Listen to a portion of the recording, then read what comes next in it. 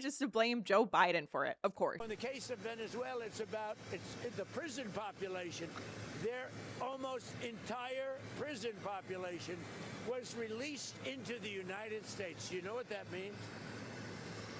Their prison population was released into the United States, and we're getting it out. We're doing an amazing job. We have a strong border now. We have everything. Our country's doing so well.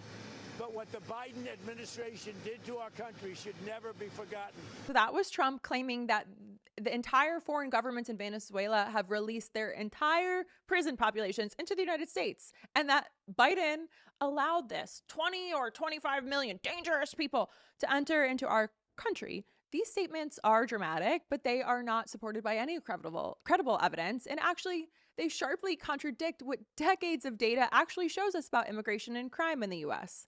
Despite frequent political claims that immigrants bring higher crime, decades of research consistently show the opposite. Multiple large-scale studies, including analysis of Texas's detailed arrest and national incarceration patterns over more than a century, find that immigrants, both documented and undocumented, commit crimes at significantly lower rates than any US-born citizens. Undocumented immigrants in Texas, for instance, are arrested for violent and drug crimes at less than half of the rate of native-born Americans. And for property crimes, it's about 1/4 the rate. Nationally, immigrants are about 60% less likely to be incarcerated.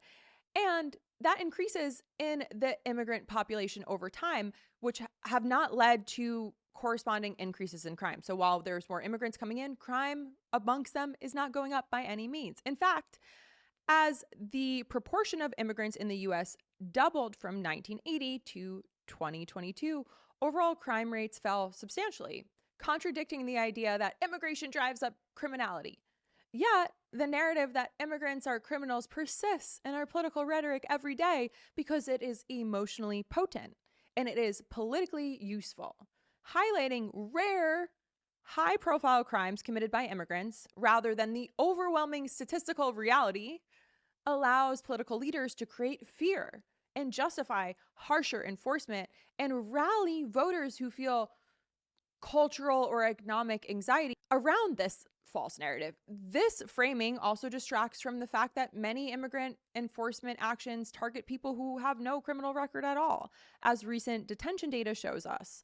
By selectively focusing on extreme cases and ignoring broad empirical evidence, political actors can portray immigrants as threats, even though, again, the data overwhelmingly shows that immigrants contribute to safer, more stable